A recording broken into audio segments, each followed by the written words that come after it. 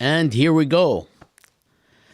Masal Khair, Abdullah. I know you are in Doha and we are in Washington, so apologies for keeping you up so late. Well, it's only 7, so we're okay. Oh, because earlier when we were talking behind the scenes, I guess I thought it was very late there. طب يلا منيح.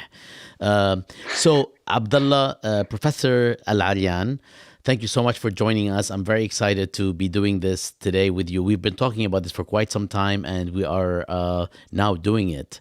This is a great opportunity to talk about something that's not usually discussed often in the realm of politics, which is football. And we're talking about the real football, which is the sport you play with your foot, not your hand.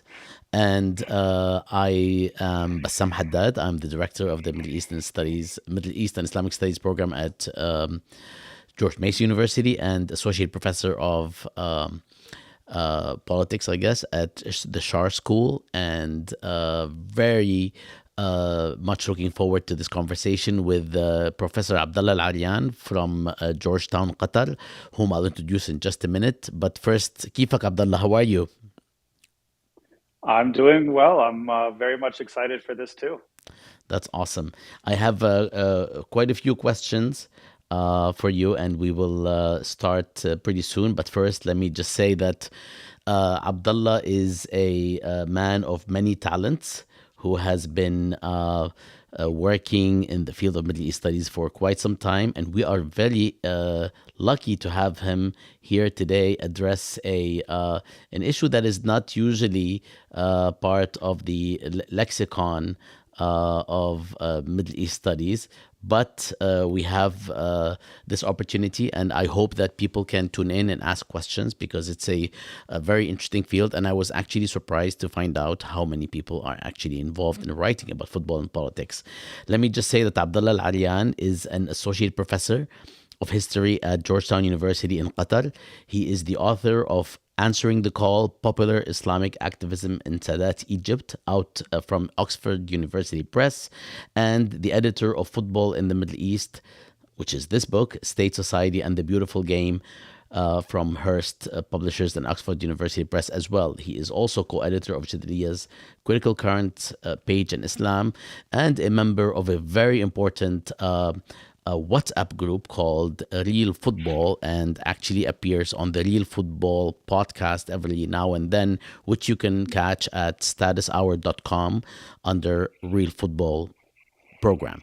So, and of course, Abdullah is an old friend and someone with whom we have at the Arab Studies Institute at George Mason.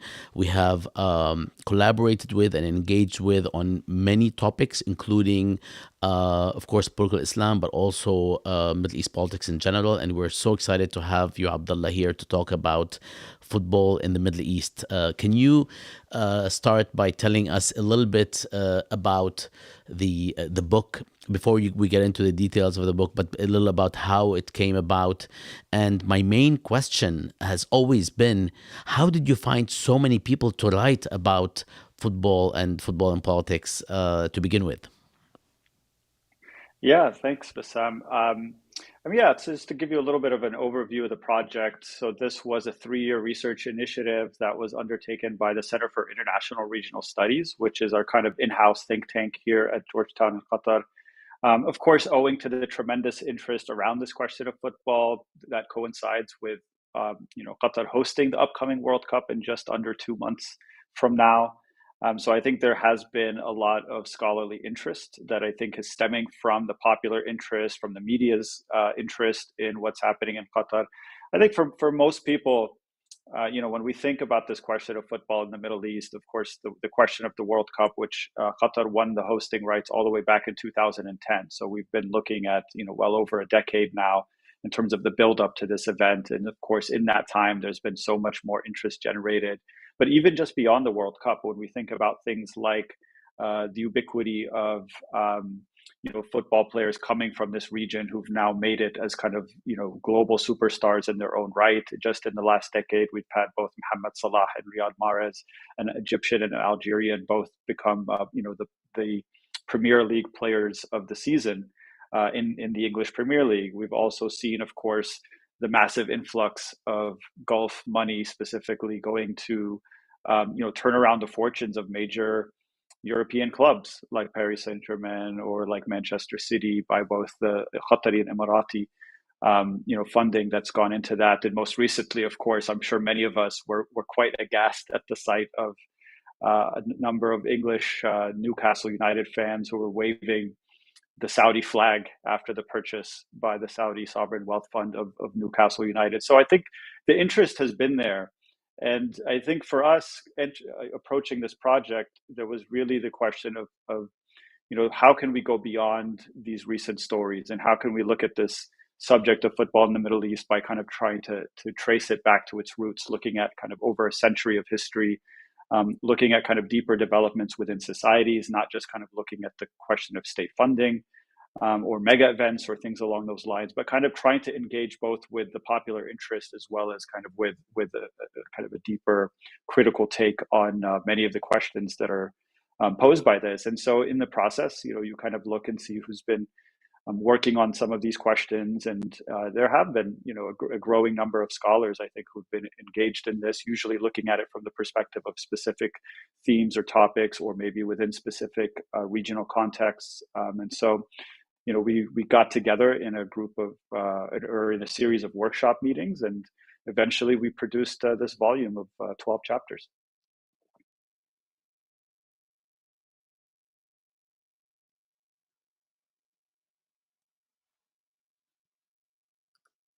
Sam, if you're there, I can't hear you. I think you might be muted. We. It's pretty. Thank you, Abdullah, for this. It's pretty encouraging to hear this and to learn about the both the of course the preponderance of players from the region at the top premier leagues or top leagues in the best leagues actually in the world, football leagues, and then to learn about how the interest in football and politics has increased. And you can see now actually I saw a couple of other titles on football in the region and beyond, which is also encouraging. Can you start by telling us a little bit, sort of open up the book for us a little bit and tell us about the different contributions in the book and what is it that they cover, and kind of how you made those selections? Yeah, I think, the challenge here, of course, was trying to cover things both thematically as well as geographically. I think that's the case with just about any edited volume, especially when dealing with, a region as diverse as the Middle East and North Africa tends to be. And so for us, it was about getting regional specialization, but also people kind of cutting across various disciplines, looking at various themes, various topics, but also trying to see if we can't chart to a certain extent kind of a common set of themes or a common set of narratives, trying to find things that cut across the social, right? Thinking specifically about the role of football in society, as a reflection of deeper issues, that are obviously of concern. So we have, for instance, two chapters that look at the question of gender inequality. In the case of Turkey, for instance, we look at what the author in this case calls the trivialization of women's football in Turkey, and this, of course, goes to things like unequal pay or access to resources, or the wage disparity, lack of kind of a certain degree of professionalization on the basis of administrators who tend to treat the women's game, in particular in the Turkish context, really kind of as kind of an extension of a sort of social project, rather, which of course it comes with all of what we might expect in terms of promoting certain or enforcing specific patriarchal gender norms. I'm sure for many of us who are currently following also the recent events in Iran, have probably noted that there's also a football angle to a lot of the kind of contention between the state and citizens, because of course the state seeking to impose a particular set of gender norms in the Iranian case has excluded women from even being spectators in stadiums. And of course, women in Iran have been mobilizing for quite some time to demand the right to attend football matches, which was only recently granted, and even then kind of under considerable pressure and within kind of certain constraints that remain. And so there's a chapter that kind of deals with that in addition to the role of state media in terms of promoting certain kinds of narratives regarding the struggle for admission into stadiums.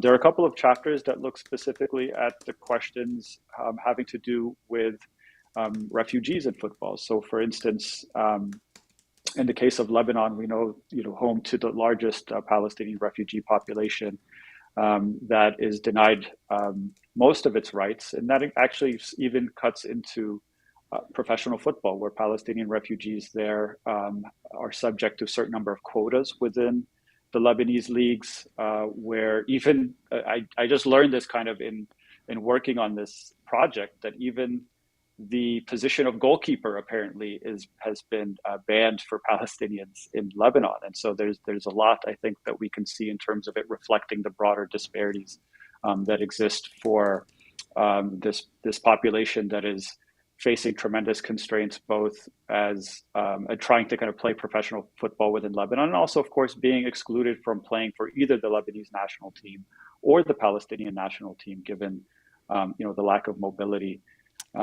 There are a number of other chapters that I think deal much more with kind of political questions. And in this case, we see football as a kind of site of contention between, on the one hand, of course, states that seek to pursue many of their own interests on the basis of their leveraging kind of their footballing interests to pursue things, beyond kind of what I call beyond soft power, right? So thinking beyond the idea that they're simply just there to shore up their image, but actually trying to accomplish real strategic objectives on the basis of their football, ownership of clubs or hosting mega events or things along those lines. But also on the other side, thinking about it as a site of mobilization for populations. And we have a chapter that looks at the Hirak movement in Algeria in 2019, and the way that so much of the protests relied on football slogans, artwork, tifo displays, even the music, and that fan clubs kind of tended to band together as part of the uprising in Algeria. And of course, I know many people listening to this are probably aware. Of course, we've seen that throughout the uprisings going back, to Egypt and Tunisia in 2010, 2011, and beyond. And so I think seeing that football ultra groups exist as kind of a semi-safe space, let's say, within a kind of authoritarian context in which people can come together collectively and mobilize on political issues. And so some of the chapters here explore that question in depth as well. Thank you, Abdullah. This is wonderful. I'm also curious as to the actual research on, before we get to other questions, the actual research on football and politics. I mean, is it the kind of thing that, are we at the point where you actually go to the field and do research, or is it more following from afar? Is this a thing whereby you do field work, or is it not there yet, or it depends on the topic and the researcher? Yeah, I would say it really depends on the topic and the researcher. So, for instance, there's a really fascinating chapter in the volume that looks at the performance of Qatari national identity within the national team of Qatar. Qatar's national team, of course, has had about a 10 or 12 year lead time, knowing that it was going to be playing on home soil in 2022, and so there's been a kind of really interesting story of how the team has come together, really focusing on the academy, focusing on having kind of a consistent, steady, string of kind of trainers and managers, to the point where they've succeeded. Actually, they're coming into this World Cup as the champions of Asia, having won the most recent Asian Cup. They performed quite well at the most recent Arab Cup, which is a first of its kind FIFA tournament that was held here last winter. And so this chapter actually kind of looks at the various elements to how kind of identity is performed. So you have, of course, Qatari-born, citizens who are kind of Qatari background. Then you have kind of long-term residents, many of whom are actually born here as second-generation immigrants. And then you have some who kind of grew up elsewhere but end up here from a young age, and then they get kind of naturalized through citizenship. So you have these kind of three different categories of players on the team.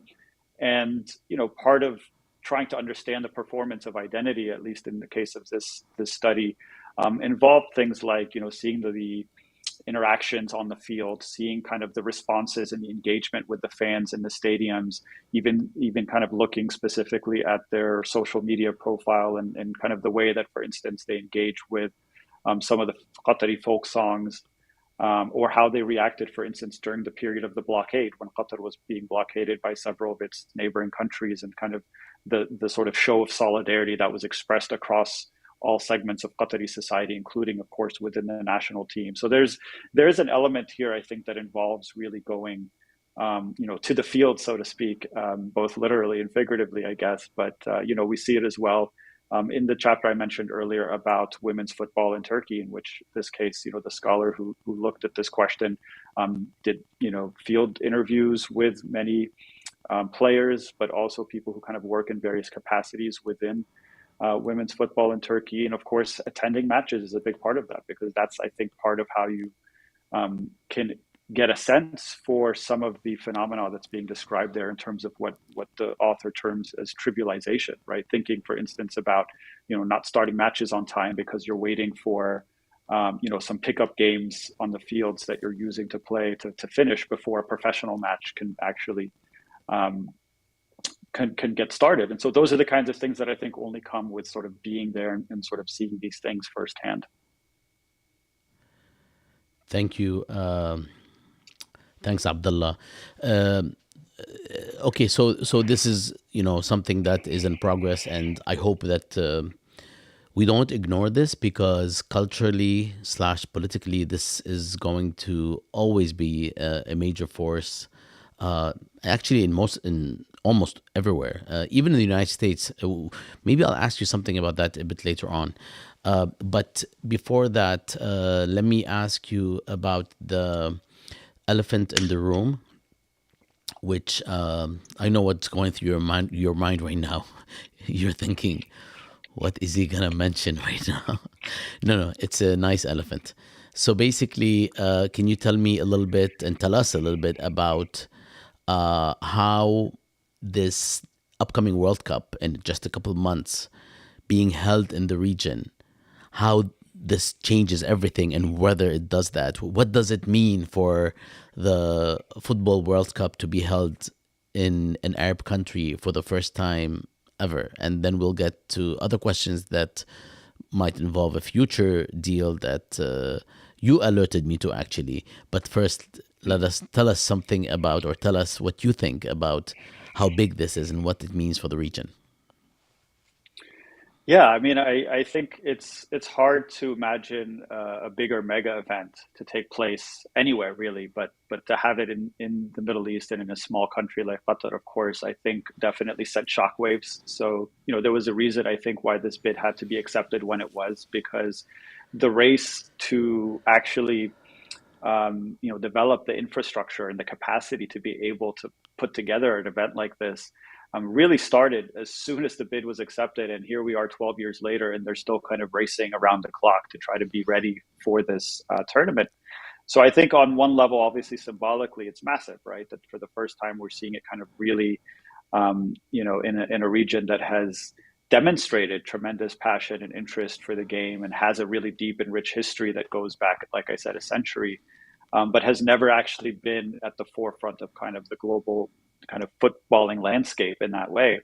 The only other time we've seen it kind of out of the usual places of Europe, Latin America, North America, was the World Cup, of course, being held in South Korea and Japan once, and then another time in South Africa. But beyond that, it's really always been kind of in the same sort of predictable places. And so for Qatar to have it, I think signaled, obviously, or at least the intention was that it was going to signal the emergence of Middle Eastern states kind of very front and center in global football. This is an event that I think is watched more than any other event in terms of its being televised. Something like 2 billion people possibly will be watching the final match of the World Cup.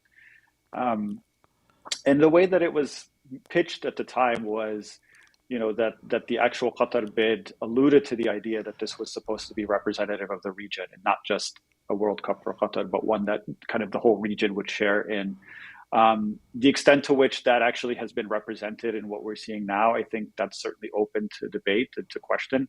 But you can imagine, for instance, that it would be easier for most residents in this region, countries like Saudi Arabia, Iran, that will be playing, Tunisia, Morocco, that will all be competing at the World Cup, will be much easier for them to travel to a place like Qatar than it would be 4 years from now, for instance, when it's going to be held in the United States and Canada and Mexico. So there is something to be said, I think, about the fact that it being kind of located here. There's also a lot of talk that many of the people coming to attend the World Cup will be actually probably commuting from nearby countries. So they'll be staying in the UAE or Bahrain or Turkey or wherever, and being able to kind of travel here for games. And so in that sense, it will still kind of have the feel of a big World Cup where people will travel in and out of various countries from around the region. And so in that sense, every country can kind of take part.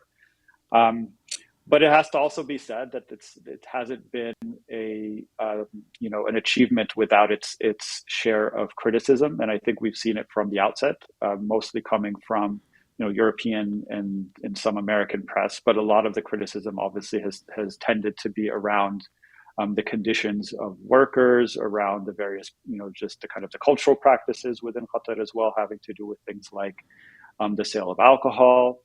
So there are a number of other questions that I think this actually ended up opening Qatar to many more issues that it would have to deal with. And so actually going back to the volume, we have a chapter that looks specifically at the question of migrant labor in Qatar over the construction of the stadiums in the World Cup. And of course, there was a massive kind of global campaign led again by human rights organizations and some segments of the press that have tried to kind of bring about change. We've seen for the first time really any serious effort to reconsider the basis of the Cafla system, which has formed the kind of foundations of what has kind of governed migrant labor conditions going back over half a century since independence for most of the countries of the GCC. And so in that sense, I think it's at least opened up a lot of these questions. I think most people would say that the response hasn't been exactly as what the campaign has pushed for. And at the same time, I think there's been also some pushback about the fact that this also has to be an indigenous movement that comes from kind of internal domestic sources as well, and has to be kind of done in conversation with the broader society, whether in Qatar or even across the kind of broader GCC. And not just something that is sort of imposed as a result of kind of certain pressures that usually also tend to turn a blind eye toward the similar kinds of abuses that are happening really in many other kind of contexts. And also that this comes to a bigger question about the sustainability and the viability of mega events like the World Cup going forward, and kind of what are the real dilemmas that emerge in terms of migrant labor rights, human rights, environmental concerns. So there's a lot of other questions that I think, have yet to be answered both here and going forward. Absolutely. I was getting to the question of migrant labor, the injuries, the deaths, the accidents, and so on. I mean, it kind of was more prominent of a topic earlier on because of the actual injuries and deaths, and I'm assuming that things tapered off, but it's really almost unbelievable, the scale of what transpired in the past 7 years, since 2015, maybe even a little before. There are documentaries on the building of the 7 or 8 new, or rebuilding of 7 and 8 stadiums. This was just remarkable, and one can appreciate the scale, while also, of course, recognizing the tragedies that took place for all these migrant workers. I mean, I can't even fathom how this took place, and how the effects on these people and their families were. But is this true that based on basic observations and my basic reading, that there was a period when we witnessed these sorts of problematics in terms of treatment, or the tragedies in terms of deaths and injuries. And then what happened? Was there a response? Was there a policy that was put in place to adjust? Uh, can you tell us a little bit about this? Yeah, I mean, I think, in terms of the response that we've seen, I don't think that there's been as much of a discussion or emphasis specifically about things having to do with conditions beyond, what we've seen really has been a rethinking kafala system, which of course has for many years put in so many different restrictions on the ability, for instance, of workers to change jobs, on having their passports confiscated, on having wages withheld, on being basically at the mercy of their sponsor. These sponsors usually are companies, some that are directly linked with the state, others that are not, that are part of kind of global, um, you know, multinational firms and so forth. And so I think the changes to the kafala system that emerged out of a lot of the pressures and a lot of the kind of scrutiny that that hosting the World Cup has kind of shined or shown a light on, has really tended to kind of loosen a lot of these restrictions. Again, a lot of this has happened much more, I would say, kind of in an official capacity, more so than what we're seeing in practice, at least as far as what I can tell so far. But at least in theory now, the idea is that the ability to change jobs, to not have passports confiscated, to be to have the right to certain kind of minimum wage, expectations. I think recently, for instance, there was a report that a group of workers protested not receiving their wages for a certain amount of time, and the state kind of was forced to. But then there were also reports that many of those who actively protested were deported soon after. So there's still clearly, I think, you know, a, an importance to maintain that kind of level of scrutiny. And I think what I fear is that when you tie these things directly to something like the World Cup, is that as soon as the games are over, and the media sort of moves on and everybody moves on with the story, that the conditions actually don't change, or that you, in fact, perhaps even go back to what they may have been before. And at the same time, I think it is worth pointing out, and I think my colleague who's based at the CIRS, who studies migrant labor and has done so for well over a decade, and has looked at these questions, makes I think a fair point as well about the fact that we also have to be cognizant of the fact that at times some of the ways that a lot of these critiques get characterized can be subject to kind of Orientalist tropes, and a kind of willful blindness to the fact that so many of the structural factors that lead to the conditions being as they are not purely the domain of just states and governments, but are rather part of a kind of a set of practices that transcend even just what one government here or there can do, but rather is really more the domain of kind of what all these companies, like an organization like FIFA does, the responsibility of the sending countries, and of a lot of the kind of firms that exist as part of this structure. So I think it's also worth kind of broadening the critique a bit in a way that I think addresses it in a structural way and doesn't just look for kind of top-down fixes that are unlikely to actually resolve many of these issues.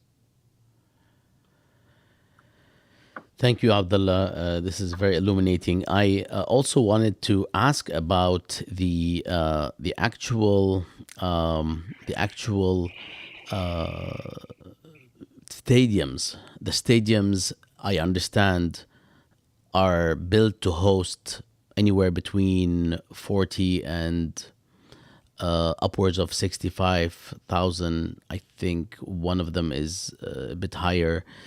And they are supposed to be broken down at the top levels, whereby the material and the chairs and everything else will be donated or given to other developing countries as a form of support after the World Cup, and those areas will be transformed to, or be added to what already exists there, or transformed to hotels, restaurants, public areas, public spaces that can be used after the World Cup.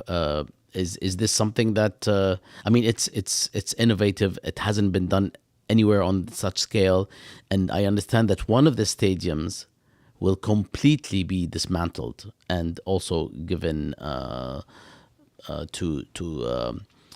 other developing countries. What anything about this that you'd like to shed light on, being in the eye of the storm there in Doha? Yeah, I mean, I've only heard the exact same thing that you have. I haven't actually visited most of them because, they're literally been opening them just over the last, year or so. In fact, Lusail Stadium, I think, which is the biggest one, which I believe has a capacity of about 80,000, just opened, 2 weeks ago. And so we're still kind of, all I think being introduced to the sort of these new landmarks everywhere. But I've heard the same thing as far as the sustainability question and thinking about, obviously there won't be a need for all eight of these stadiums going forward, and so the idea of kind of donating them to countries has been reported for many years. I still struggle to envision kind of the logistics behind that and how that might actually function, but that certainly has been the story that we've been hearing for quite some time. And to a certain extent, I think this is a kind of it's as adequate as you can get in terms of a response to some of the criticisms about whether these are worthwhile investments to be making in terms of something that is just a 1 month event. But I think when we consider the total cost of what the World Cup has needed, I think most of it has been infrastructure projects that are meant to kind of last. And so the impetus, of course, was the World Cup, but really things like having a mass transit system, metros, highways, all of those things, I think, are kind of really the bigger achievements here, even perhaps more than the stadiums to a certain extent. Absolutely, and I also understand that when it comes to the environment, these are the first stadiums that have been built that will actually be releasing almost like zero in terms of pollution. And that is something that has gotten these stadiums and the state of Qatar a lot of praise from the respective agencies globally.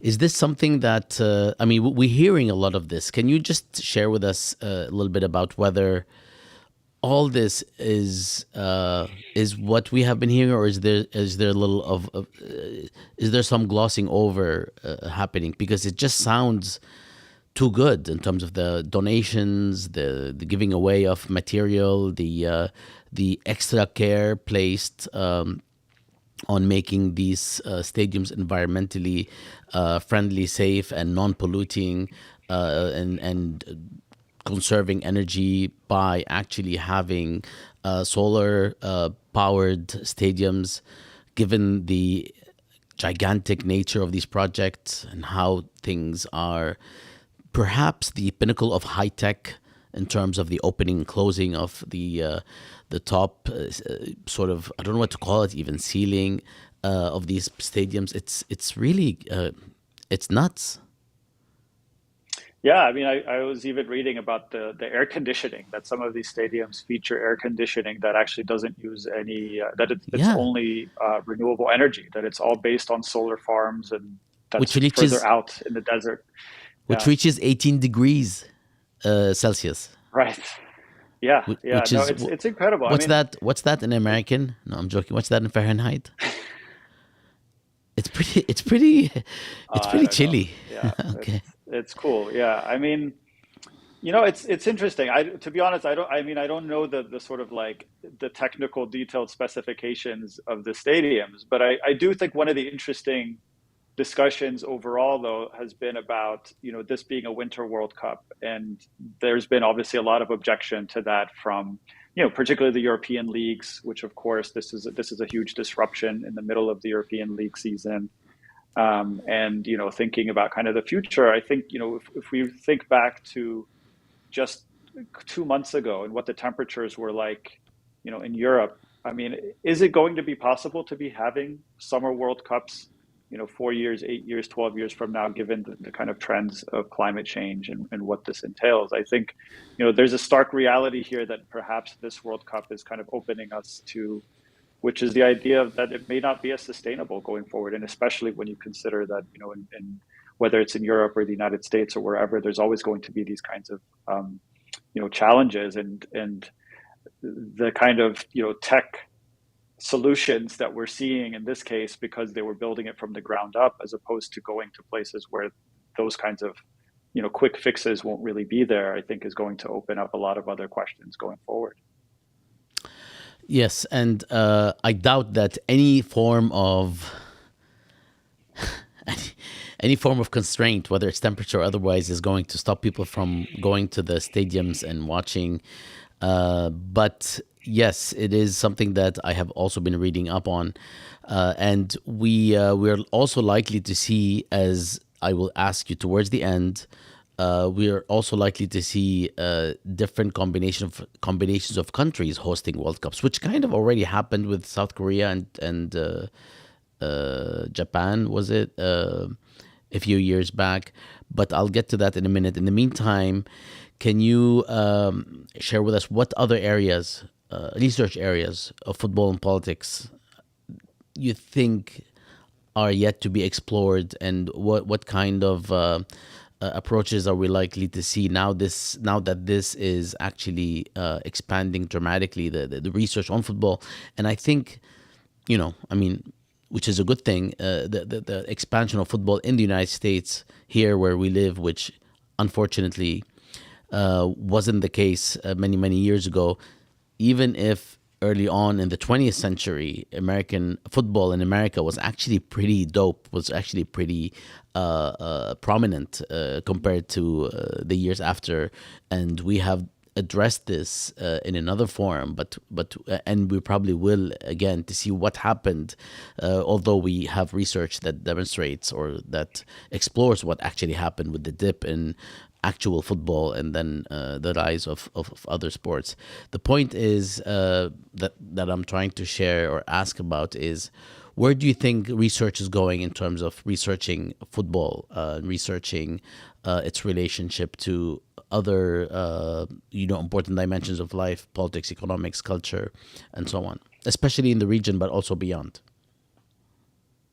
Yeah, I mean, it's a great question. I think, what we tried to do with this volume is in some ways anticipate what some of those questions are, but also kind of, giving a nod toward the idea that there has to be so much work that's done on it to address it in the future. And one of the things I think obviously is things that we're seeing covered largely in a kind of a journalistic form, where we're looking at the role of money in global football, and I think that needs a much more kind of rigorous, critical approach, looking at kind of the political economy of Gulf ownership, for instance, of European clubs, and how that kind of interacts both with not just kind of capital flows, but also in terms of how it helps facilitate certain kind of political strategic objectives, and seeing kind of the intersections between the rulers of the United Arab Emirates massive investments, not just in Manchester City, but in the city of Manchester more broadly, thinking about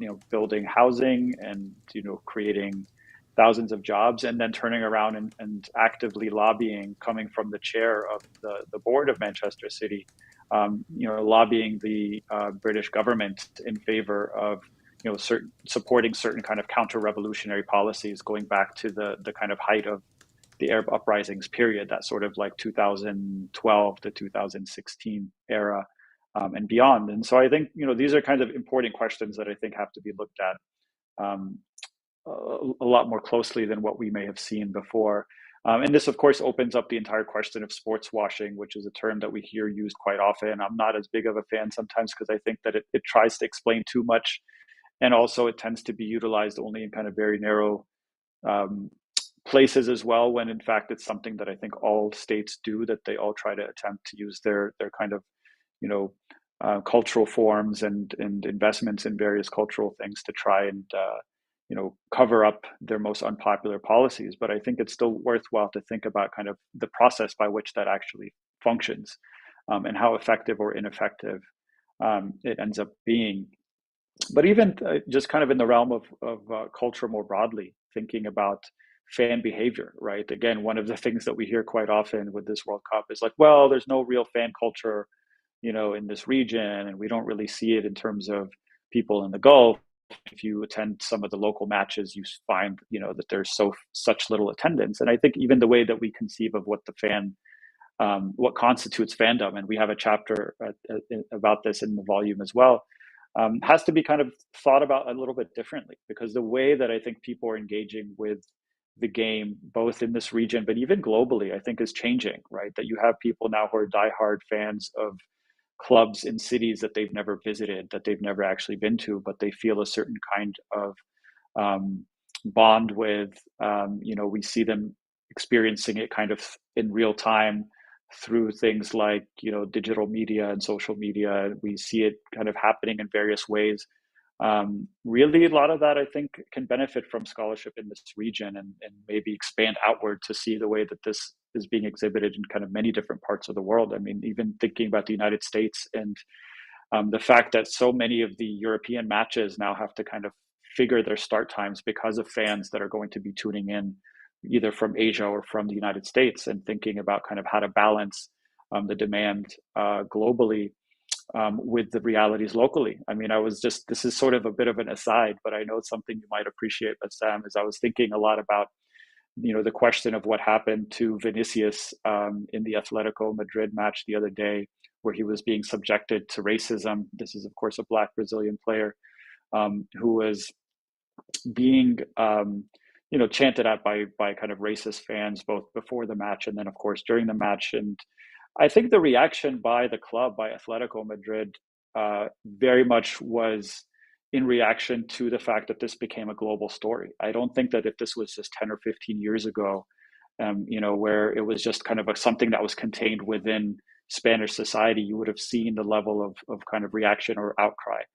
Not to say that there's been a lot done. I think there still has to be a lot more done in terms of combating the racism in football. But I think there's, for the first time, is an acknowledgement on the part of a lot of clubs and a lot of, kind of the institutional bodies that govern the sport, about its global impact, and the fact that even whether they're just looking at it purely through monetary lens, or whether through just the sheer scale of fan support, that there has to be kind of a better reaction and a better response to some of these challenges.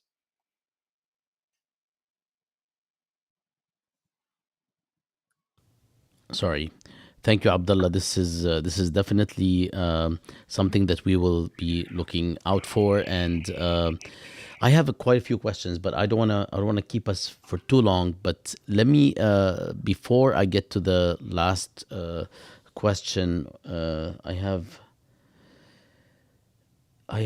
a question about well, the nitty gritty, politics and football beyond soft power explanations. And I know that you address this. I know that you talk about this in your chapter.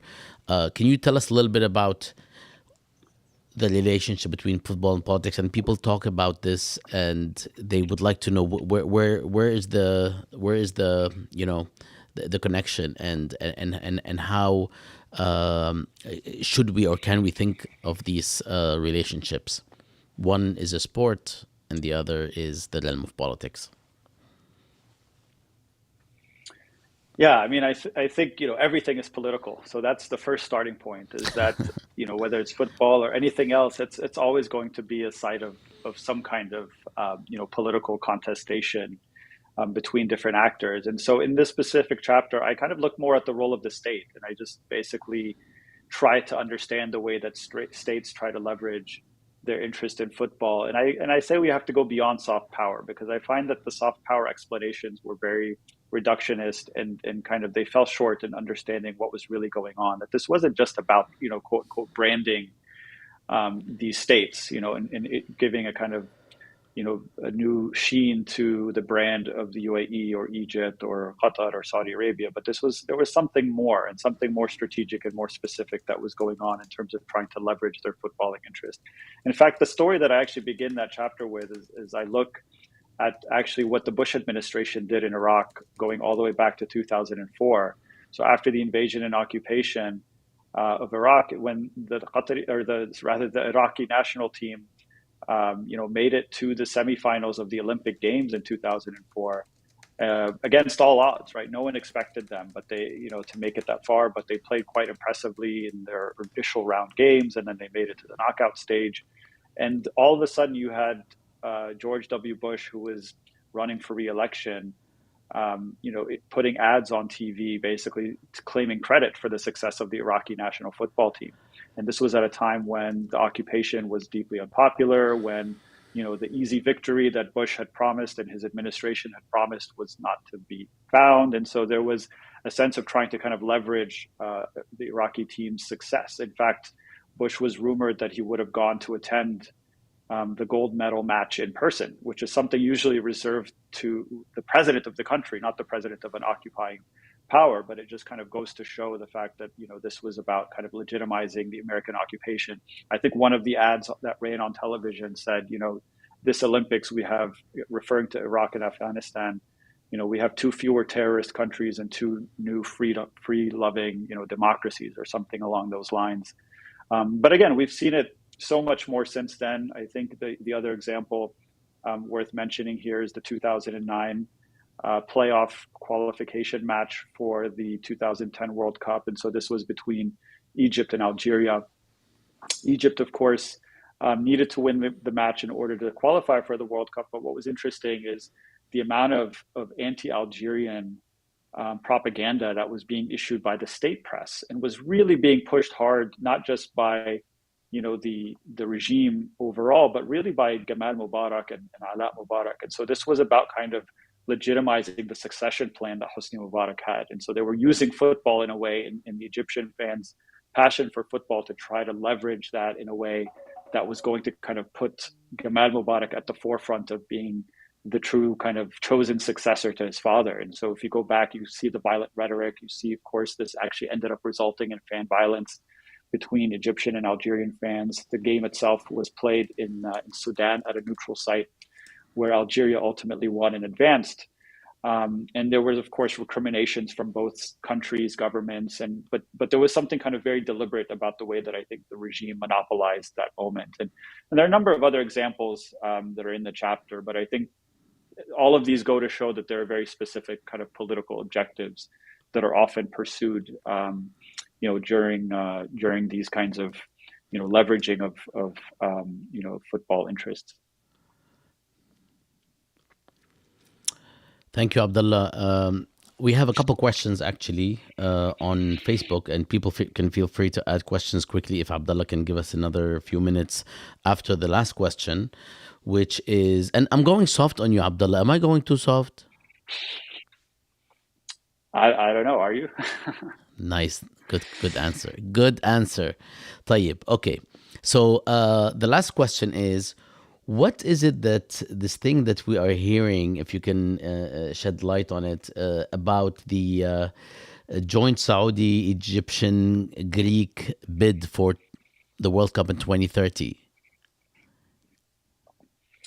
Yeah, so this is just kind of a newly launched campaign. We don't know that much about it so far, other than the fact that it seems to be part of, Saudi's attempts to do, for a long time, the Saudi regime hasn't really been playing the same game as all of these other states. And I think that's interesting that they've been coming about it very late. So obviously we have the purchase of Newcastle, as I mentioned earlier. The last couple of years, Saudi Arabia has also hosted the Super Cups for Italy and for Spain. And so there's been an attempt to try to get more and more into football. Of course, for those who follow golf, I'm sure people are aware of what's been happening there, trying to basically completely dismember the PGA Tour by starting a rival tour, and paying this kind of obscene amounts of money to a number of professional golfers, kind of in the hundreds of millions of dollars. But I think, the World Cup bid seems to be at least potentially a crowning achievement. And I think there's a recognition, of course, given how toxic this bid alone would be for Saudi Arabia, that if you can kind of position it as a joint bid between, an Asian country, an African country, and a European country, with the assumption, of course, and the expectation that the Saudis would pay for all of it, that you could kind of make a case to FIFA that, here we are bringing three countries together. But I think in the case of both Saudi Arabia and in the case of Egypt, I think the bid leaves a lot to be desired, considering not just the human rights situation, given the kind of the massive crackdown and repression domestically within Saudi Arabia, the role that it's played in not just in the war in Yemen, but also kind of regionally. Obviously there's the Khashoggi assassination that's worth thinking about as well, and of course in Egypt, knowing the kind of disastrous political situation that's been there for some time. So I think there's clearly a lot of questions that this raises, more so than it becomes kind of an easy to accept bid. But I think it's quite audacious in the idea of suggesting it. I know that the rival bid that had been the front runner up to this point was a joint bid with Spain and Portugal, kind of leading the way. But now, of course, I think it's giving pause, because this would be compelling, given kind of the ability that Saudi would have to basically fund the entire thing, and to kind of market it the way that it has. Thanks again, Abdullah. I should stop saying thank you every time somebody speaks. I say it all the time. I have no idea. I mean, this is what you're here to do. You're here to tell us what you think. بس شكرا anyway. So I have gotten a couple of questions. I don't know why people sent me personally these questions. One of them we dealt with already. The other is a question by, I'm assuming if they sent it on a public forum, I can say their name, Saleh Mahmoud, who thinks this is super interesting.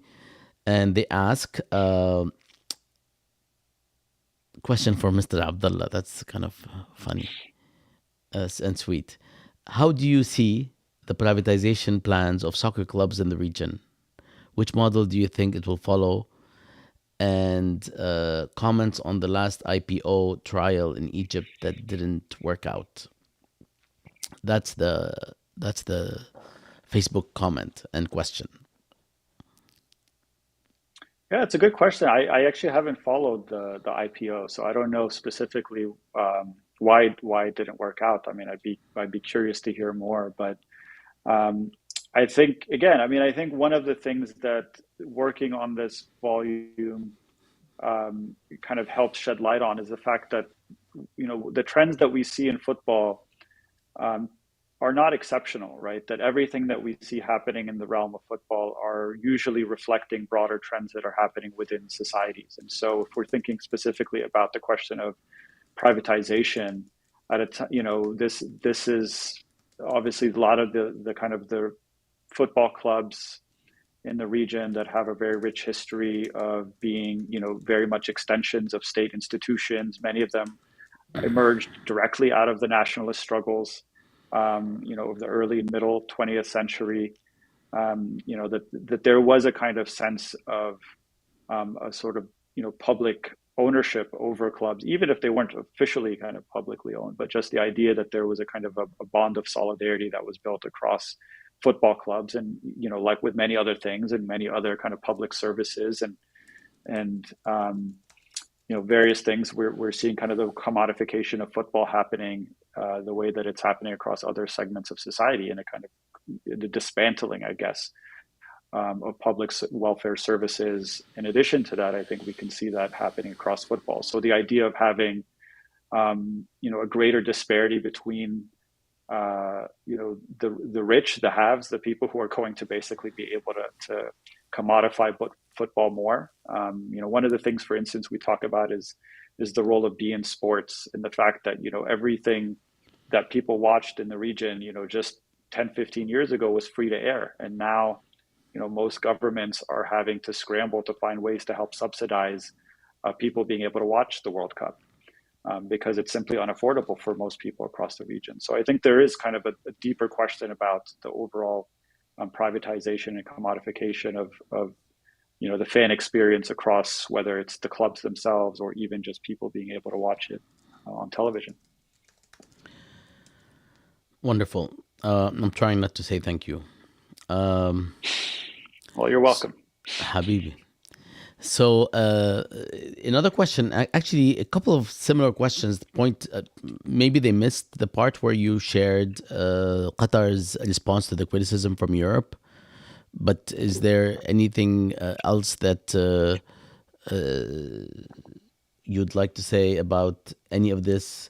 Uh, Basically, how did Qatar respond, and whether that was satisfactory? You don't have to, unless there's something you want to add. No, I mean, I think we talked about it already. Yeah.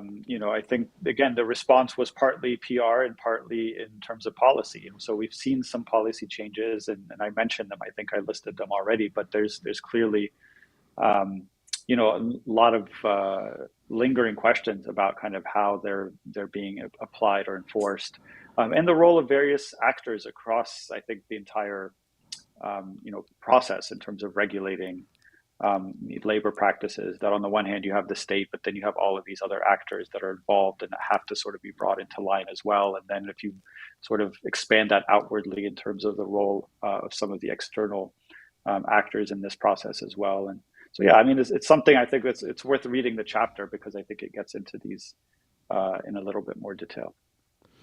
Okay. Before we close, I have my own question for you as an expert. A question that is on a lot of people's minds. It's on my mind. It bothers me. It bothers you. It bothers all of us. And the question is, and I kind of have an idea about the beginning of the answer, but I'd love to hear you share. What is it about teams in the region who perform so well individually everywhere else, but then when they go back home, they also perform really well in the national teams, even in the World Cup, but then they kind of run out of steam, or they kind of collapse after a good show of remarkable football, the first 15, 20 minutes, or even 45 minutes. And I know it has to do with the professionalism that costs money, that is not always available locally. Do you want to talk a little about this at all? It's kind of like all Arab teams are like PSG a year and a half, 2 years ago, where they have the best players, but they don't operate well as a team. Is it the coaching? Or is it just the money? The professional, basically, aspect of football in the region not having reached the point where those sorts of resources can be sustainable or sustained. I mean, it's yeah, your guess is as good as mine. I mean, it's a really I didn't write a important book. question, but أنا ما كتبت كتاب. yeah, I didn't either. I didn't write it, but no, I mean, I think I have to say I go back to history. I think a lot of times you carry the history with you. It becomes ingrained. I mean, this is why we tend to pick the same teams to expect them to win it because they've been there before, they know what it takes, and there's something that kind of gets built in. It becomes ingrained as part of the identity. And I think this is why tournaments like the World Cup excite us so much because they're moments to make that history and you carry that forward, right? So depending on, I mean, there's a lot of expectations that we'll see a dark horse, team make it further than we've seen before. Maybe Tunisia, maybe Senegal, maybe different countries that haven't ever been to the level of getting to a semifinal, for instance. And I think this is what happens with a lot of the teams that end up being the ones to win it. It's not just based purely on their talent. I mean, frankly, I think the last World Cup, as talented as the French team was, you didn't get the sense that it was a fully formed team, despite the fact that they went on to win everything.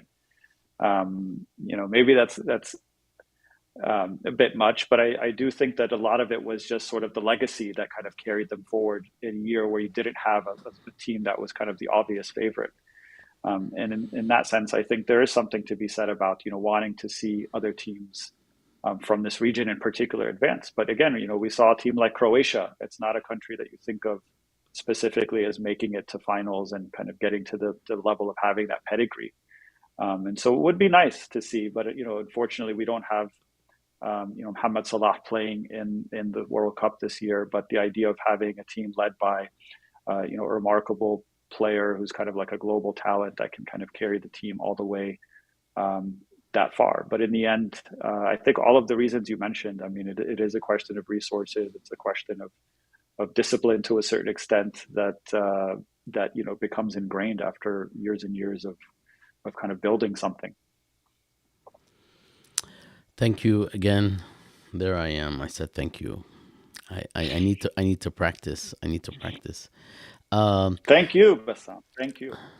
of course, you're welcome. We're looking forward to more of this, and please feel free to dip into our WhatsApp group on Real Football, because there are people there, as you know, including a George Mason student who excels at knowing everything about football from the fourth level. League in Britain to anything that happened in the past 100 years, Matt Atbury. So we would love to be a part of any kind of new project on football and politics that you work on, and we are very thrilled. In fact, I have a couple of comments from folks privately and publicly saying kudos to Abdullah. One of them is from Danny Postel on your important volume, and he loves the conversation. And others have shared, let me see, an incredibly refreshing academic volume. So, volume on politics as well as football. And people were very excited about this because it does merit its own space. So thank you for doing all this work and assembling these authors, and thank you for being here on this podcast. We've been trying to do this for quite some time now, and I really appreciate your answers. And you're just why are you so cool, Abdullah? Okay, no, I'm not gonna embarrass you. Thank you, Abdullah. Seriously, this was really fantastic. No, it was uh, I had a great time. Thank you so much. I mean, I just appreciate the chance to talk about it, and hopefully find that people are interested in it. Is always great to hear. So I hope people will check it out, and keep these things in mind even as we're just trying to sit back and enjoy the games. Absolutely, absolutely. Shukran. Before I leave, let me just say that this event was co-sponsored by the Shar School, as well as the Middle East Islamic Studies Program, the Arab Studies Institute, and the Abu Sulaiman Center for Global Islamic Studies, which just had a resurgence this year. And I would like to remind you that tomorrow, let me see if I can do this here while I showing tomorrow, actually at 1 p.m. we will have a remarkable speaker addressing her book on sectarianism. This is Maya Mikdashi. Let me see if I could put her. Okay, there we go. This is Maya Mikdashi's book on sectarianism, sovereignty, secularism, and the state in Lebanon.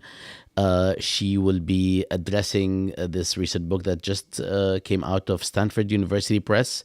It will be co-moderated by Nadia Sbeiti, as well as myself, and that will happen tomorrow at 1 p.m. Please join us. It will also be broadcast on Facebook and YouTube, as well as Twitter, actually. And then next week, on Tuesday at 6 p.m., we are hosting Professor Gillian Schwedler. Jillian is going to be in person at Mason, at George Mason, addressing her new book, also out of Stanford University Press, titled Protesting Jordan, Geographies of Power and Dissent. And I will be moderating that event. And we are very excited about having these two events coming up soon. And So many of my favorite people. yeah, I know. And a lot of us are connected, including, other colleagues. I'm not going to name names, but, Shireen and Rosie and others, and myself, have published with the Stanford, who's doing a remarkable job in capturing critical voices on the region from different disciplines. All right, Abdullah, thank you all for coming. Thank you for being here. And I hope that we get to hear more from you about football and politics. Have a wonderful day. Thank you. Assalamu alaikum.